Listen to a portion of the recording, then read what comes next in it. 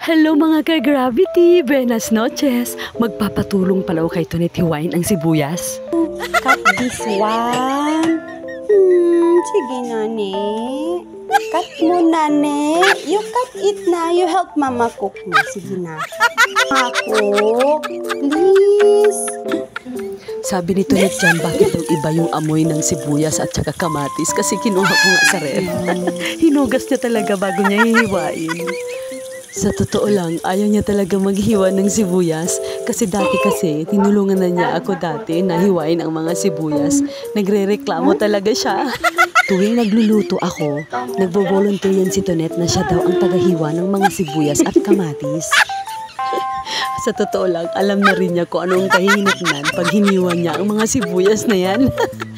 The last time na hiniwa ni Tonet ang mga sibuyas, sabi niya, "Mama, I'm crying! Mama, I'm crying!" Alam mo nang gagawin. You know how to cook. Gusto ko din naturuan sila para matuto sila kung paano magluto. Dati naalala ko, grade 1 pa lang ako, natuto na akong magluto. Kasi palagi ako tumutulong sa tita ko, tito, lolo at lola ko. Why don't you cut it?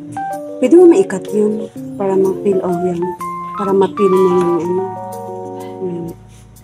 Sabi ni Tonet dyan, wag ko daw siya i-video kasi nahihiya siya. What are you doing? Hindi ganun. Dapat hiwaan nga siya.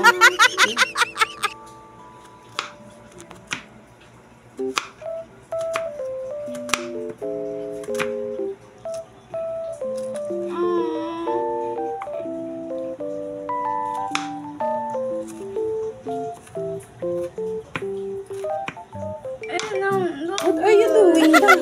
Hindi ganyan na. Baby. It doesn't look good. Oh, this one naman na. Ito naman. Ito, yung dalawang yan. Basta do your own style. Kung ano yan. Di ba I already, teach you how to slice nga. I can't do it properly. Huh? I can't do it properly. Just hold it. Yung pinakatulong. Para hindi siya tumakbo. This one naman. The other one.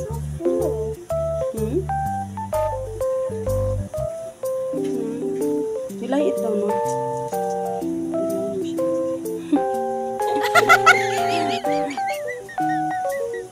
You should know how to practice na slicing yung mga sibuyas, kamatis, bawang, diba? But next time, pag magluto ka, edi ikaw na, kayo na.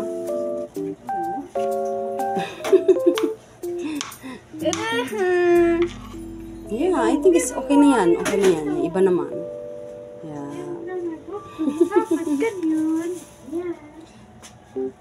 Smells good?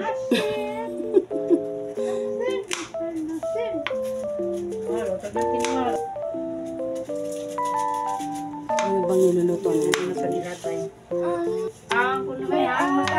Huh? Your eyes? What your eyes?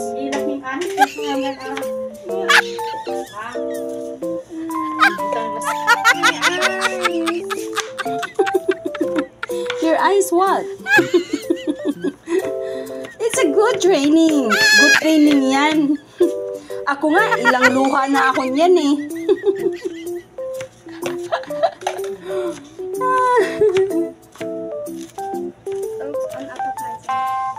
It looks unappetizing kasi durog na. Yan, di ako na nga. Sige na, kawawa naman ang anak ko eh. Nagja-jump ka na. Nagja-jump. Di man kailangan mag-jump. Huwag mong i-ano sa eyes mo yung kamay mo. Sige na, okay na. Ako na. Ano, mag-wash ka ng face? Sige na, mag-wash ka ng face to.